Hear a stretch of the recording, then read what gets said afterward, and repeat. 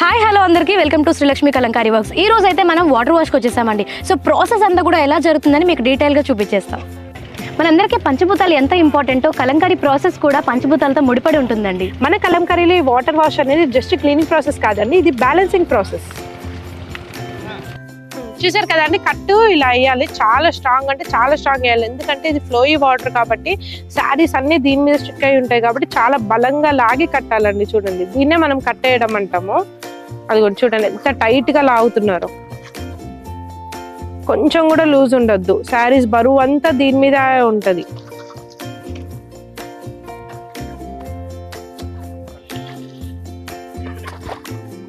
చూసారు కదండి, ఇది ప్రింట్ అయిపోయిన తర్వాత డ్రై అయిపోయిన తర్వాత వచ్చిన శారీస్.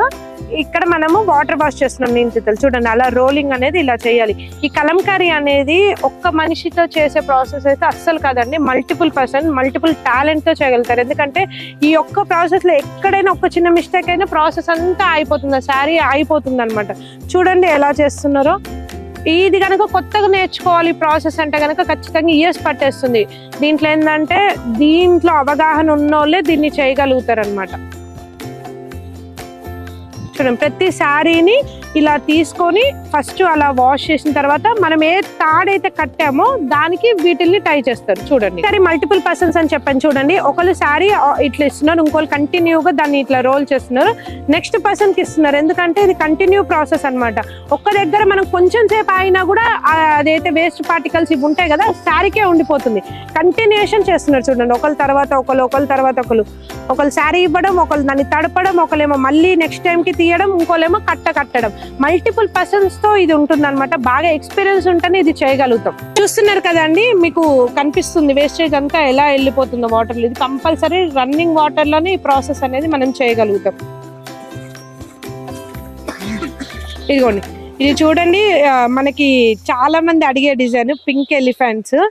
ఈ ప్రింట్స్ కలంకారీ అనగానే బొమ్మలని చాలా మంది అడుగుతారు కదా, అదే డిజైన్. చూడండి ఎంత బాగుందో. ఇదిగోండి, ఇలా కంటిన్యూషన్ ప్రాసెస్ ఉంటుంది అనమాట. ప్రతి శారీని ఇదే ప్రాసెస్. ఇలా మొత్తం మనం ఆ కట్టెలకి కట్టేసి 1 hour పాటు ఉంచాలి, ఎందుకంటే అప్పుడే దీంట్లో ఉన్నదంతా వెళ్ళిపోతుంది. మెయిన్ థింగ్ ఏంటంటే మన కృష్ణా నది పరిసరాల్లోనే ఈ ప్రాసెస్ అనేది అవుతుంది. ఎందుకంటే కలంకారీ ప్రాసెస్ అయ్యేది కృష్ణా నది పరిహార ప్రాంతాల్లోనే అవుతుంది.